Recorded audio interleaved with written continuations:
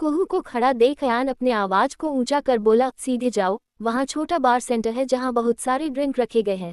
तुम्हें जो ड्रिंक पसंद है वो लेकर आओ, आज मैं तुम्हारे पसंद का ड्रिंक पीना चाहता हूँ। ये सुनने के बाद भी कुहू वही खड़ी थी, तो अयान एक गहरी सांस भर बोला, जाती हो या मैं अभी तुम्हारे साथ सब कुछ करूँ।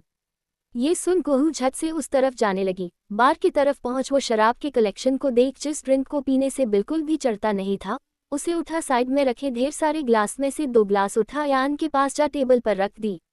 ड्रिंक को देख अयान के होंठों पर कठोर मुस्कान छा गया। वो कुहू का हाथ पकड़ अपने गोद में खींच बोला, अच्छा सेलेक्ट की हो, वैसे भी मुझे ड्रिंक का नहीं तुम्हारे जिस्म का नशा चढ़ाना था। ये सुन कुहू का सांस तो जैसे उसके गले में जा अटक गया था। कुहू का शरीर दर्द से कांप रहा था। तभी अयान कठोरता से भरी आवाज में बोला, बनाओ ड्रिंक। अयान के ऑर्डर को सुन कुहू अपने कांपती आवाज में बोली, मैं तुम्हारे गोद में बैठ कैसे बना सकती हूँ। कुहू के इस सवाल पर अयान झट से अपने कठोर आवाज में ही बोल पड़ा, जैसे बनाया जाता है उसके लिए तुम्हें यहाँ से उठने का जरूरत नहीं है। अयान के बातों को सुन कुहू अपने हाथ को आगे बढ़ा, ड्रिंक का बॉटल अपने हाथ में ले दोनों ग्लास में ड्रिंक बना। एक ग्लास अयान की तरफ बढ़ा दिया। जैसे ही ग्लास वो लिया तो फिर दूसरा ग्लास उठा। वो बिना अयान की ड्रिंक पिए वो ही गटक ली। फिर से वो अपने लिए ड्रिंक बना, फिर गटक ली। वही अयान पहले ही ड्रिंक को अब तक पकड़ा था। दूसरी तरफ आधा बॉटल वो झट से गटक ली। वही अयान वो ड्रिंक पी बस कुहू को देखने लगा। वही कुहू पूरा ड्रिंक खाकर अब थोड़ी नशे में वो आ गई थी।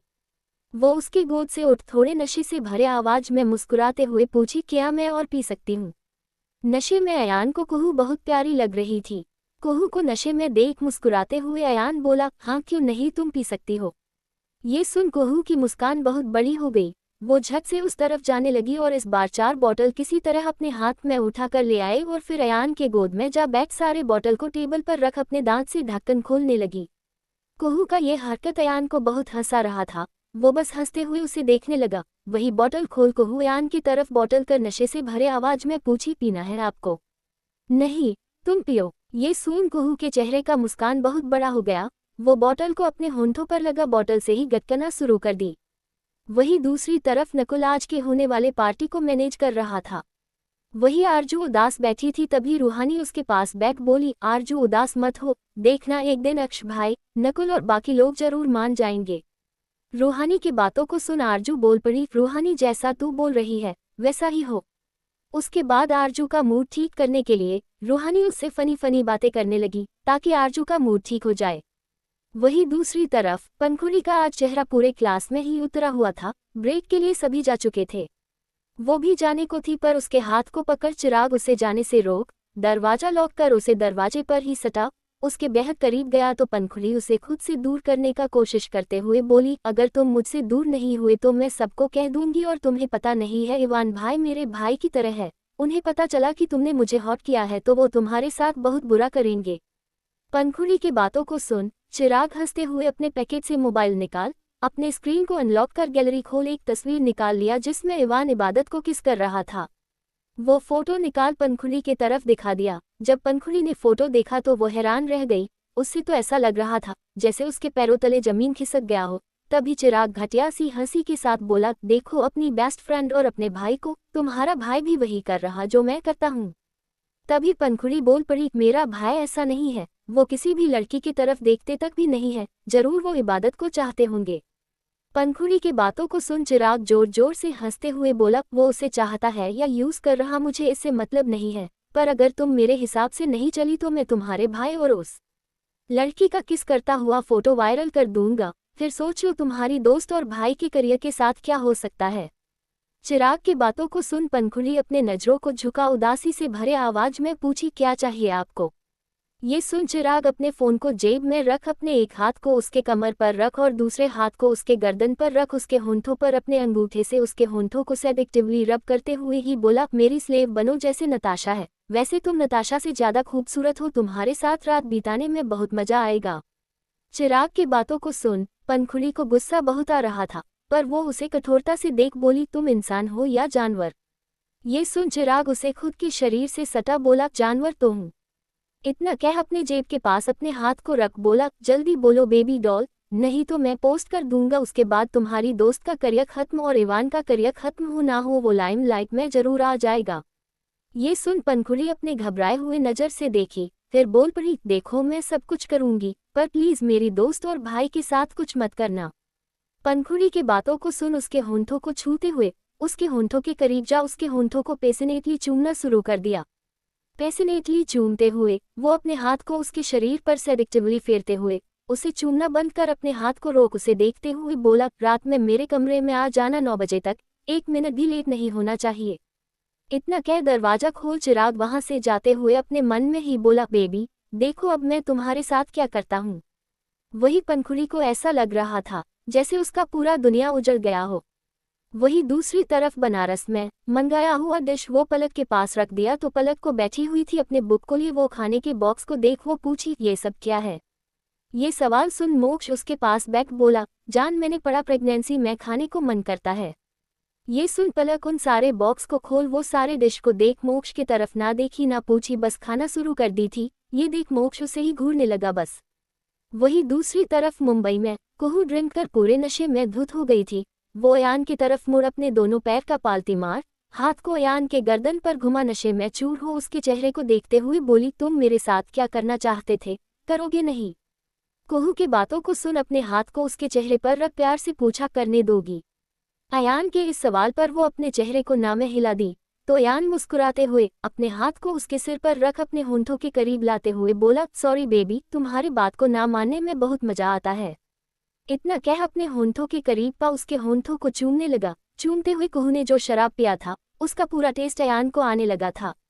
वो उसके होंठों को चूमते हुए अपने हाथ उसके ड्रेस के अंदर ले जा उसके जिस्म को छूने लगा। जैसे ही अयान उसके जिस्म को छुआ उसकी सांसें गहरी होने लगी। वही अयान का भी कंट्रोल खत्म होता जा रहा था।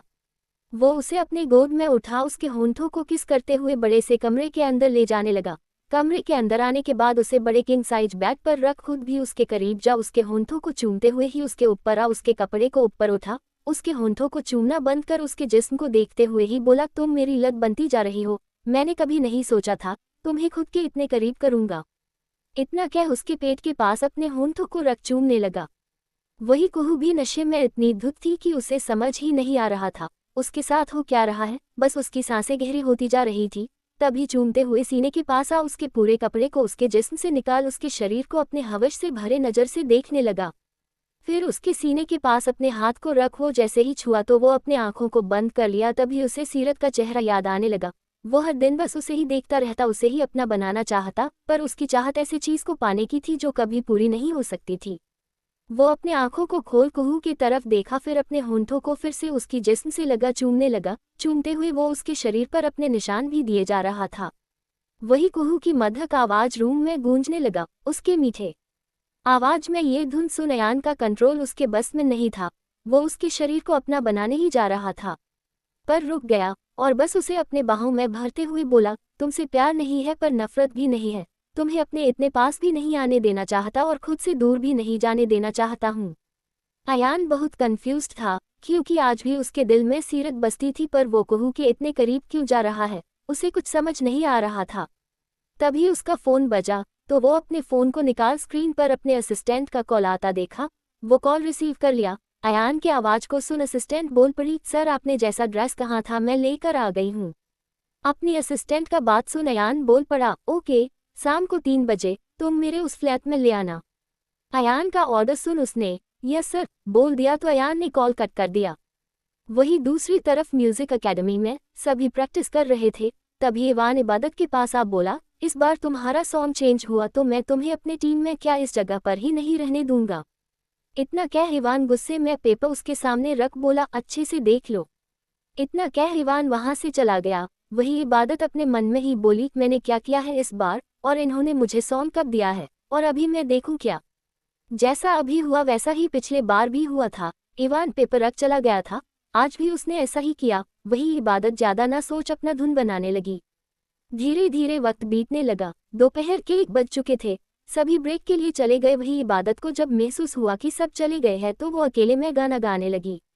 हम वो दीवाने हैं जो ताज़ा हवा लेते हैं, खिड़कियां खोल के मौसम का मजा लेते हैं। खिड़कियां खोल के ऐसा लगता है उन्हें इश्क हुआ है हमसे, सामना होते ही नजरों को झुका लेते हैं। खिड़कियां खोल के पीने वाला ही नहीं कोई हमारे जैसा, हम जहां जाते हैं मैं खाना बना लेते हैं। खिड़कियां खोल के इबादत जब ये गाना गा रही थी तभी इवान वहां उसके पास जा पीछे खड़े हो सुनने लगा। वही इबादत अपने धुन में ही गाए जा रही थी। सच बता दे ए भोली भाली, तू है किस देश की रहने वाली? तेरा चौकस मराठी बदन है और राजपूती तेरा बांकपन है। जुल्फ बंगाल की काली काली, नागन आसाम की तुझ में पाई। देखने की अदा है बिहारी, उड़ीसा की है तुझ में खुमारी। आंध्रा के नमक में ढली है और कश्मीर की तू कली है। लखनऊ जैसी है तुझ में नज़ाकत, मध्य प्रदेश की है शरारत। ताजगी तुझ में मद्रास की है, खुशबू मैसूर की संदली है। भोलापन तुझ में गुजरात का है, केरला का तू रोशन दिया है। तूने पाई है गोवा की मस्ती, तुझ में पंजाब की तंदुरुस्ती। दिल की दिल्ली तेरी राजधानी, सारी दुनिया तेरी है दीवानी। ऐसे ही धीरे धीरे इबादत ने जब अपना पूरा गाना गा ली तो वो शांत को अपने हाथ को आगे कर टेबल पर रखी तो उसके हाथ में उसे पेपर टच हुआ। तभी वो उस पेपर को उठा ली। तभी इवान अपने कठोर आवाज में बोला, ये अच्छे से रखो। इतना कह वो चला गया। वही इबादत को समझ नहीं आया इस पेपर को वो भी अच्छे से रखने क्यों बोला, पर वो ज्यादा ना सोच उसे बस रख ली और सोची पंखुड़ी से पूछ लेगी ये है क्या। धीरे धीरे वक्त बीतने लगा। शाम होने को था। कंपनी से सभी को हाफ डे में ही छुट्टी मिल गया तो सीरत और उसकी कंपनी में बनी दोस्त साथ ही निकली। वही दूसरी तरफ दिल्ली में अपने केबिन में जय बैठा था। वो अपने फोन को देखते ही उसके होंठों पर क्रूर मुस्कान छा गया था। तभी केबिन के अंदर एक खूबसूरत लड़की बिना परमिशन के आ जय के पास जा उसके गोद में जा बैठ गई। तभी जय उसे देख बोला, बेबी तुम्हें क्या लगता है मैं जीतूंगा या हारूंगा? तभी लड़की अपने हाथ को उसके सीने पर सेडिक्टिवली फेरते हुए ही बोली, जय तुम आज तक हारे नहीं हो तो अब कैसे हारोगे? लड़की के बातों को सुन उसके होंठों पर अपने उंगली को फेरते हुए बोला, ये हुई ना बात बेबी। इतना कह उसके होंठों के करीब जा चूमने लगा। चूमते हुए अपने हाथ को उसके सीने के पास ले गया, उसके शरीर को कपड़े के ऊपर से ही छूते हुए फिर उसके शर्ट के बटन को खोलने लगा। फिर उसे चूमना बंद कर उसके शरीर पर अपने हाथ को फेरते हुए उसके शरीर को चूमने लगा। तभी वो लड़की पूछ पड़ी, जय हम लोग शादी कब करेंगे? लड़की के बातों को सुन उसे चूमना बंद कर जय बोल पड़ा, कितनी बार कहा हूँ तुझे, समझ नहीं आता? जय के लाइफ में हर लड़कियां सिर्फ उसकी जरूरत के लिए है। जय के बातों को सुन लड़की का चेहरा उदासी से भर गया। तभी उसके उदास चेहरे को देख जय उसकी चीन को पकड़ अपने तरफ कर बोला, बेबी तुम उन सभी लड़कियों से बहुत खास हो इसलिए तो तुम मेरे साथ रहती हो और शादी करना जरूरी है क्या? बिन शादी का भी जो तुम्हें चाहिए वो मिल रहा है और जो मुझे चाहिए वो। इतना कह उसके होंठों को एक बार और चूमते हुए अपने मन में ही बोला, शादी तो करना है बेबी एक दिन पर तुमसे नहीं उस अक्ष रायचंद की बेटी से। इतना कह उसे चूमने के बाद उसे टेबल पर रख उसके शर्ट को उसके शरीर से बाहर कर बाकी बचे कपड़े भी उसके शरीर से निकाल। वो उसे खुद में बसाते हुए बस अमानत के बारे में सोचे जा रहा था। तभी उस लड़की को खुद में समाते हुए जय बोला, बहुत जल्द तुम मेरी होगी। इतना कहते ही जय थोड़े गुस्से में आ गया था। तभी लड़की अपने हाथ को जय के कंधे पर मजबूत करते हुए मध्य आवाजों के साथ दर्द से करहाते हुए बोली, जय क्या कर रहे हो? तभी जय लड़की के बालों के अंदर अपने उंगलियों को घुसा अपने मुट्ठी में उसके बाल को भर उसके चेहरे को दूर कर उसके आंखों में देखते हुए बोला, बेबी जय का प्यार बहुत तकलीफ देता है। जय के बातों और हरकतों को देख लड़की समझ गई थी जरूर उसे कुछ याद आ गया होगा जिससे वो इतने गुस्से में आ गया है। वही दूसरी तरफ अमानत अपने कॉलेज से आने के बाद पलक को बहुत मिस कर रही थी। तभी वो सोचने लगी वो ऐसा क्या करे जिससे वो पलक को ज्यादा मिस ना करे। वो सोच ही रही थी तभी अमानत को जय का याद आया। उसने उससे उस दिन कहा था जब भी उसे अकेला लगे तो वो उसे याद कर सकती है। उसके इस बात को याद करते ही जय ने अपने नंबर का कार्ड दिया था तो वो उसे ढूंढने लगी। अमानत ने कभी नहीं सोचा था कि वो उसे कॉल करेगी पर अपने अकेलेपन का अभी कोई उसे साथी चाहिए था तो बस अपने अकेलेपन के साथी के तौर पर जय को अपना साथी बनाना चाहती थी अभी के लिए। वो नंबर डायल कर कॉल लगा दी। वही जय उस लड़की के साथ अब भी अपने हवश को शांत कर रहा था साथ ही फ्रस्ट्रेशन को दूर। तभी उसका फोन बजा तो वो अपना फोन उठा देखा। जय पहले से ही अमानत के नंबर का पता लगा सेव कर लिया था। जैसे ही अमानत का कॉल आया उसे दिखा तो वो लड़की को खुद से दूर कर बोला, अपने कपड़े पहन जाओ। जय का ऐसे अचानक से कहना लड़की को कुछ समझ नहीं आया। लड़की उसे हैरानी से देखने लगी तो जय उसे कठोरता से देख बोला, गेट आउट। पहली बार जय उसे ऐसे टोन में बात किया था। वो झट से उठ अपने कपड़े पहन निकल गई। वही जय भी अपने कपड़े को ठीक से पहन ले रहा था पर तब तक फोन कट हो गया। फोन कट होते ही अमानत खुद में बोली, जब कॉल रिसीव नहीं करना था तो अपना नंबर दिए क्यों? इतना कह गुस्से में अपना मुंह फुला ली। तभी उसका फोन बजने लगा। फोन के बजने का आवाज सुन अमानत झट से अपने फोन को देखी। जय का कॉल आता देख वो बहुत खुश हो गई थी। वही दूसरी तरफ जय अमानत की कॉल को उठाने का ही इंतजार कर रहा था। वही अमानत स्क्रीन पर देखते हुए ही बोली, तुमने अमानत का कॉल नहीं उठाया था ना, अब अमानत भी नहीं उठाएगी। इतना कह अपने फ़ोन को बजने दी, पर कॉल कट होने के बाद दोबारा फिर जय का कॉल आया तो वो इस बार कोई नखरा ना दिखा कॉल उठा ली।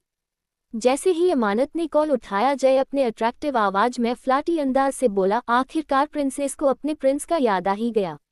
जय की बातों को सुन अमानत पूछ पड़ी, तुम मेरे प्रिंस नहीं हो? और तुम्हें कैसे पता चला? ये मेरा नंबर है। एक गहरी सांस भरते हुए जय बोला, प्रिंसेस जो मेरे दिल में होते हैं उसके बारे में जय को सब पता होता है, फिर ये तो बस एक नंबर है। जय की बातों को सुन हंसते हुए अमानत बोली, अच्छा, जनाब को मेरे बारे में सब कुछ पता है, तो जरा बताइए क्या क्या आपको पता है। अमानत के सवाल का जवाब जय अपने चेहरे पर शैतानी मुस्कान के साथ दिया, प्रिंसेस तुम्हें ब्लू कलर पसंद है, पर ड्रेसेस लेना हो या कुछ और उस टाइम तुम ब्लैक या पिंक कलर ज़्यादा प्रेफर करती हो। इतने डिटेल में इस बात को जय जानता था तो वो एक पल के लिए हैरान हो गई और वो झट से बैठ जय के आगे बातों को बड़े गौर से सुनने लगी। वही जय उसके एक एक पसंद के साथ हरकत को भी बताया जा रहा था। तुम अपने फैमिली में सबको बहुत प्यार करती हो, पर तुम्हारी दोस्त पलक तुम्हारे लिए सबसे ज़्यादा खास है, पर तुम अपनी दोस्त की तरह नहीं हो। वो अपने लाइफ को जीना नहीं जानती और तुम खुद भी जीती और उसे भी जीना सिखाती हो। दोनों ही स्टडी में इक्वल हो, पर तुम्हारे अंदर एक टैलेंट है जिसके बारे में तुम्हारे बड़े भाई के अलावा कोई नहीं जानता है, तुम्हारी खास दोस्त पलक भी नहीं। इस बात को सुन अमानत के चेहरे का रंग ही उड़ गया। वो हकलाते हुए पूछी, को कौन सा टैलेंट? अमानत के सवाल पर जय मुस्कुराते हुए बोला, प्रिंसेस जिस बात को तुम किसी से शेयर नहीं करना चाहती वो बात मैं भी ऐसे नहीं बोल सकता, क्योंकि दीवारों का भी कान होता है। जैसे मुझे पता चला, मैं नहीं चाहता किसी और को पता चले, पर प्रिंसेस ऐसे टैलेंट को वेस्ट नहीं करना चाहिए। जय की बातों को सुन अमानत कुछ न बोल कॉल कट कर दी। वो नहीं चाहती इस बारे में और बात हो और अपने भाई से किया प्रॉमिस वो तोड़ दे। वही जय फोन कट होते ही जय शैतानी मुस्कान के साथ खुद में ही बोला, प्रिंसेस एक दिन तुम खुद मुझे सब कुछ बताओगी और मुझे उस दिन का बेसब्री से इंतजार है। इतना कह अपने चेयर पर आराम से लद अपने फोन को होंठों के नीचे टच कर बस शैतानी मुस्कान मुस्कुराने लगा। वही दूसरी तरफ मुंबई में कुहू का नशा अब उतर चुका था। जब कुहू ने देखा अयान उसके बगल में लेटा उसे ही घूरे जा रहा था, तो वो झट से दूर हो अपने शरीर में कपड़े को न देख सामने रखे तकिए को उठा अपने जिस्म को ढकने का कोशिश करते हुए हकलाकर पूछी, का क्या किया आपने मेरे साथ?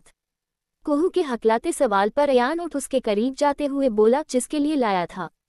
इतना कह वो बेड से उतर अपने कपड़े ठीक कर बोला, सीरत आती होगी, जल्दी से अपने कपड़े पहन बाहर आ जाओ, और अगर नशा ना उतरा हो अब तक तो मैं एक और टर्न कर सकता हूँ। इतना कह वो मुस्कुराते हुए जाने लगा। वही कुहू झट से बैग को देखी और अपने हालत को महसूस करते हुए बोली, मेरे सिर के अलावा मुझे कहीं पैन नहीं हो रहा है, क्या अयान ने मुझे झूठ कहा? ये सोचते ही वो उठ अपने ड्रेस को पहनते हुए खुद में ही बोली, पर क्या किसी में इतना कंट्रोल हो सकता है? इतना कह वो फटाक से अपने ड्रेस को पहन बाहर गई तो देखी वो फोन में किसी से बात कर रहा है। तभी उसके कदम धीरे हो गए और शांति से उसके पीछे खड़ी हो अयान के बातों को सुनने लगी। फोन कट हो गया। अयान फिर बोल पड़ा, बात सुनने की आदत गई नहीं है तुम्हारी। अयान के बातों को सुन कुहू झट से बोल पड़ी, मैं बात नहीं सुन रही थी, वो तो तुम बात कर रहे थे, इसलिए मैं शांत थी ताकि आपको डिस्टर्ब ना हो। कुहू के बातों को सुन अयान उस तरफ मुड़ उसे घूर कर देखा, फिर कुछ ना कह ड्राइविंग सीट की तरफ जाने लगा। वही कुहू भी झट से कार के अंदर जा बैठ अपने सीट बेल्ट को लगाने लगी। वही अयान भी अपने सीट बेल्ट को लगा, कार स्टार्ट कर दिया। वही दूसरी तरफ सीरत अपार्टमेंट पहुंच चुकी थी। वहां पहुंचने के बाद सीरत ने देखा अयान का फ्लैट तो लॉक है, तो वो वही खड़ी रही। इसके अलावा वो करती भी क्या, उसके पास फोन तो था ही नहीं। अयान कार तेजी से चलाते हुए ही कुछ ही वक्त में अपने अपार्टमेंट पहुंच गया। बाहर ही अयान की असिस्टेंट भी उसके आने का ही इंतजार कर रही थी। जैसे ही अपने बॉस की कार को आ रुकता देखी तो वो उस कार के पास चली गई। तभी अयान के साथ कुहू भी बाहर आई। पहली बार अयान की असिस्टेंट ने अयान को किसी लड़की के साथ देखी थी। वो अपने हैरानी से भरे नज़र से देख ही रही थी। तभी अयान अपने कठोर आवाज में बोला, ड्रेस। ये सुन असिस्टेंट झट से गिर कर ड्रेस अयान की तरफ बढ़ा दी, तो अयान उस ड्रेस को ले बोला, तुम्हें कुछ और भी लाने को कहा था। ये सुन असिस्टेंट झट से बोली, यस सर। इतना कह अपने कार के पास जा, कार का दरवाजा खोल 3 बैग और निकल अयान के पास आ बढ़ा दी, तो अयान उसे ले बोला, जा सकती हो अब। ये सुन लड़की झट से यस सर बोल अपने कार में जा बैठ जाती है। वही अयान बिल्डिंग के अंदर जाते हुए कहता है, चलना है या यहीं खड़े रहना है? ये सुन कुहू भी अपने कदम बढ़ाने लगती है। फिर दोनों ही बिल्डिंग के एलिवेटर के अंदर जा 5वें फ्लोर का बटन दबा देते हैं और कुछ ही वक्त में एलिवेटर 5वें फ्लोर पर जा रुक जाता है। फिर दरवाजा खुलते ही दोनों अयान के फ्लैट की तरफ जाने लगते हैं। वहां पहुंच दोनों सीरत को बाहर खड़ा देखते हैं तो अयान सारा सामान कोहू को पकड़ने को दे सीरत के सिर पर हाथ रख प्यार से बोला, सीरत तुम्हें ज्यादा वेट करना पड़ा क्या? अयान के इस सवाल पर सीरत झट से बोली, नहीं। तभी अयान बोल पड़ा, मैं तुम्हें इस फ्लैट का चाबी दे दूंगा ताकि अगली बार तुम्हें वेट न करना पड़े। इतना कह अयान दरवाजा खोल दिया। फिर तीनों अंदर चले गए। उसके बाद अयान कोहू के हाथ से ड्रेस सीरत की तरफ बढ़ा दिया तो कोहू तीन और बैग देख पूछी, इसमें क्या है? सीरत ने बैग ले ड्रेस निकाल देखने को ही थी। कोहू का सवाल सुन वो बैग की तरफ देखने लगी। तभी तीनों बैग कोहू के हाथ से ले तीनों को देख एक साइड कर सीरत की तरफ बढ़ा बोला, ये भी तुम्हारे लिए है सीरत? ये देख सीरत पूछ पड़ती है, इसमें क्या है अयान भाई? खुद खोल कर देख ले।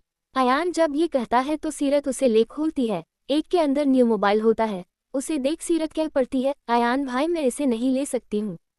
ये सुन अयान झट से बोल पड़ा, अगर कुछ मानती है तो तुझे सब कुछ रखना होगा, नहीं तो मैं फिर फॉरेन चला जाऊंगा, फिर कभी नहीं आऊंगा। जब अयान ने ये डायलॉग मारा तो कोहू अपने मन में ही बोली, चले जाओ, यही तो चाहती हूँ।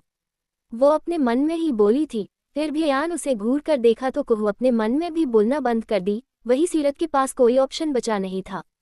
उसने फोन रख लिया। फिर दूसरा बॉक्स देखी, उसके अंदर ड्रेस के मैच का सेट था। ये देख सीरत को ये लेना बिल्कुल भी गवारा नहीं था, पर अयान ने बहुत फोर्स किया तो वो बस आज के पहनने के लिए मानी, पर अपने पास रखने के लिए नहीं। अयान को इसमें भी कोई प्रॉब्लम नहीं था। फिर टाइम बीते जा रहा था, इसलिए सीरत आज की पार्टी के लिए तैयार होने चली गई। वही कोहू उसे तैयार करने में हेल्प करने के लिए चली गई। वही दोनों के जाने के बाद साइड में रखे बैग को उठा, उसके अंदर से छोटा सा बॉक्स निकाल उसे खोल प्यारा सा पेंडेंट अपने हाथ में ले लिया और उसे देखने लगा। वही दूसरी तरफ रायचंद मेंशन में आज रात की पार्टी के लिए रूहानी और आरजू भी तैयार हो रही थी। एक साथ ही जहां रूहानी ने पिच रंग का सुंदर सा पार्टी गाउन पहना था, वही आरजू एलिवेस्ट ग्रीन कलर में पार्टी गाउन पहन ली थी। दोनों ने फिर लाइट मेकअप कर लिया। वही दूसरी तरफ सीरत ने रेड पार्टी गाउन के साथ वो सेट पहन लिया और कोहू ने उसे बहुत ही खूबसूरत तरीके से तैयार कर दी थी। फिर वो तैयार हो कमरे से बाहर कोहू के साथ आने लगी। तभी पैरों का आवाज सुन अयान ने चैन जो अब तक वो अपने हाथ में लिए हुए था उसे जेब के अंदर डाल खड़ा हो सीरत की तरफ मुड़ उसे देखा। सीरत आज बहुत खूबसूरत दिख रही थी। उसे देखते ही अयान की आंखें उसमें ही जा थमसा गया था। वो उसके पास जा उसे प्यार भरे नजरों से देखने लगा। फिर अपने हाथ को आगे बढ़ा, उसके चेहरे को प्यार से छूने लगा। वही कोहू को ये देख अच्छा भी नहीं लग रहा था और वो सोच भी रही थी, अयान अपना असली चेहरा आज उसे दिखाई दे। पर अयान अपने इमोशन पर कंट्रोल करना बहुत अच्छे से जानता था। वो उसके आंखों के पास जा उसके आंखों से काजल अपने होंठ में ले, उसकी गर्दन से बाल हटा, काजल का टीका लगा, उसके माथे के करीब जा उसके माथे को प्यार से चूम, बोला, मेरी एंजल को किसी का नजर ना लग जाए। ये सुन सीरत मुस्कुरा दी और झट से उसके सीने से लग गई। सीरत के ऐसे करने से अयान के अंदर का दबाया हुआ प्यार उसके लिए जागने लगा था। वो सीरत के शरीर का खुशबू को महसूस करते हुए अपने हाथ को उसकी कमर के पास ले रख दिया और बस अपने आंखों को बंद कर सीरत को अपने बेहद करीब महसूस करने लगा। दोनों को एक साथ इतने करीब देख उसके अंदर कई इमोशंस जागने लगे। वो वहां से अपने धीमे कदमों के साथ जाने लगी। वही अपने आंखों को खोल अयान उसे जाते हुए देखा। फिर सीरत से दूर हो बोला, चलो मैं तुम्हें छोड़ आता हूँ। ये सुन सीरत ने हामी भर दिया। फिर कोहू को वहां ना देख बोल पड़ी, ये कहाँ चली गई? ये सुन अयान बोल पड़ा, शायद वो थक गई होगी। इतना कह उसे अपने साथ चलने को फिर कहता है,